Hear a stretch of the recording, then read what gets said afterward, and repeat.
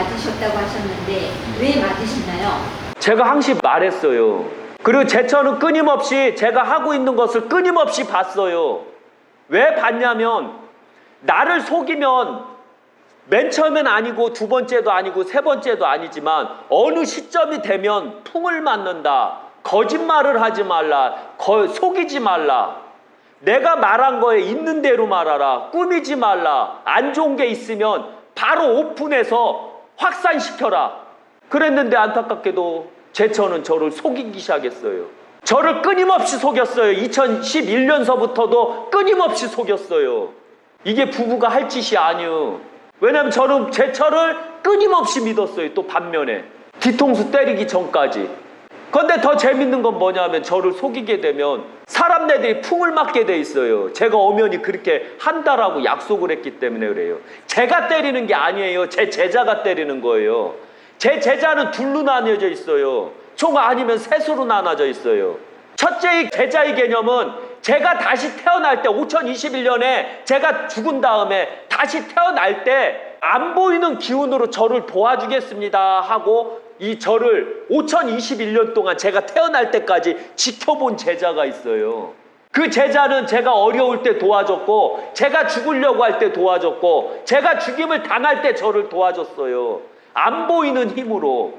두 번째 제자는 이 제처와 같이 5021년에 저를 죽이고 다시 제가 태어났을 때 제 제자로서 더 많은 깨우침을 배우겠습니다 한 제자들이 있어요. 그 제자들이 다시 태어나서 아니면 도인 무당팔자로 태어나서 도인 무당팔자들은 저를 만날 때 제가 살아있을 때 세상에 사는 상태에서 저에게 공부하고자 저한테 찾아온 자들이에요. 그런데 이런 사실들을 다시 태어날 때 기억을 못하는 거예요. 내가 그런 자였다는 것을 몰랐던 거예요. 그리고 도인팔자나 무당팔자가 아닌 상태에서 나도 도에 관심이 있다. 도를 깨우치고 싶다. 이런 분들이 계셔요. 그런 분들이 배워서 바로 제자가 되는 이 세 가지 제자가 있어요.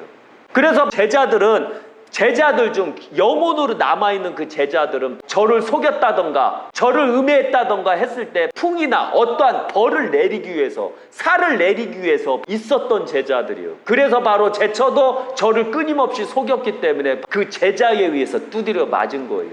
그 제자가 때릴 때는 꼭 그 이유가 있어야 되는 거예요.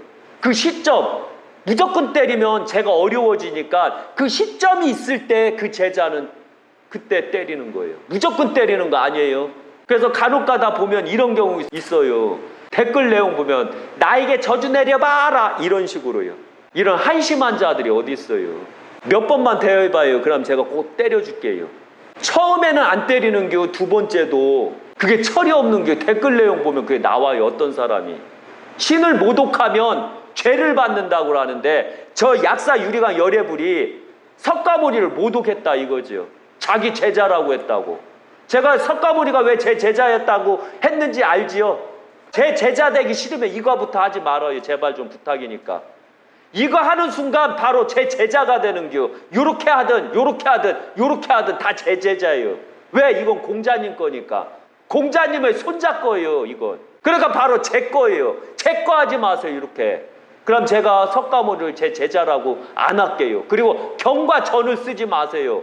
왜 대웅전을 쓰고 왜 경전이라고 그래요? 엄연히 공자님 말씀이 경이고 공자님 제자의 말씀이 전인데 제가 말씀드렸잖아요. 이미 알고 있잖아요. 불교 80%가 다 유교과라는 거.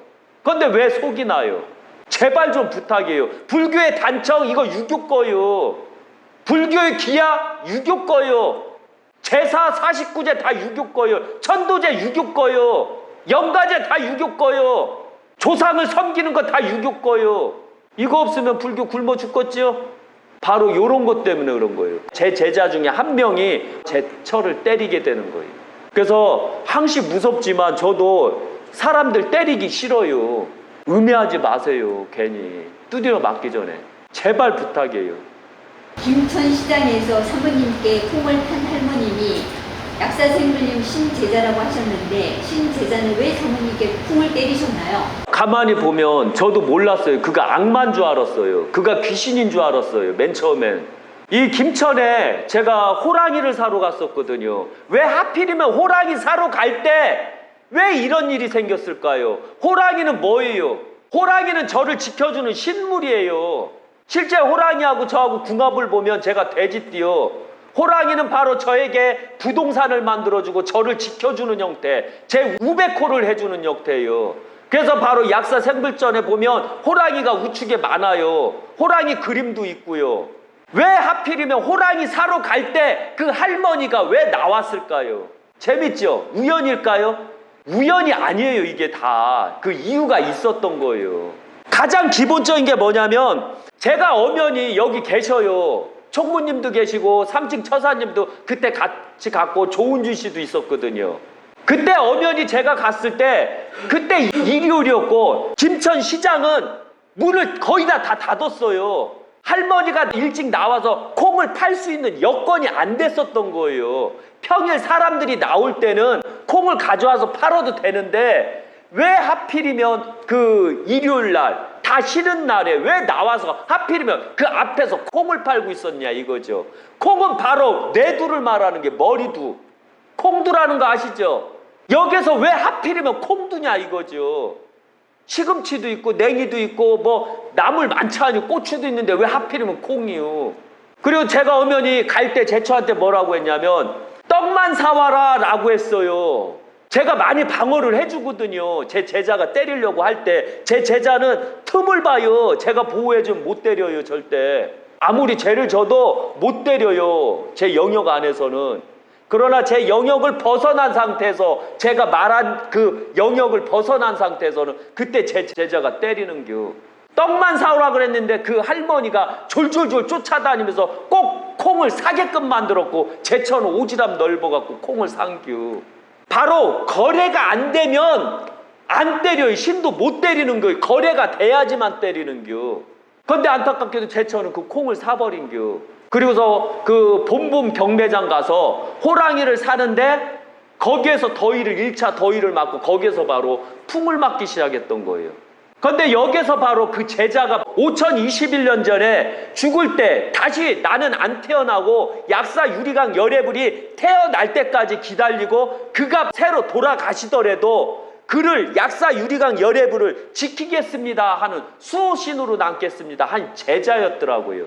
저는 제 철을 때려서 그게 귀신인 줄 알았거든요. 그래서 막 그 귀신한테 엄청나게 저주를 내렸는데 알고 봤더니 제 제자였었어요. 너무 끔찍할 정도로. 왜 신 것은 함부로 못 건들거든요. 아까도 말씀드렸지만 신하고 약속을 어길 때만 때릴 수 있어요. 그때는 제가 이미 제자들한테 다 그렇게 명령을 해놔서 그런 게요. 너무 끔찍해요. 그 제자는 제 처보다 급수가 높았던 거예요. 급수가 낮은 자는 높은 자를 못 때려요. 이걸 명심 또 명심하세요. 급수가 높은 자가 낮은 자를 때린다는 거 잊지 마세요.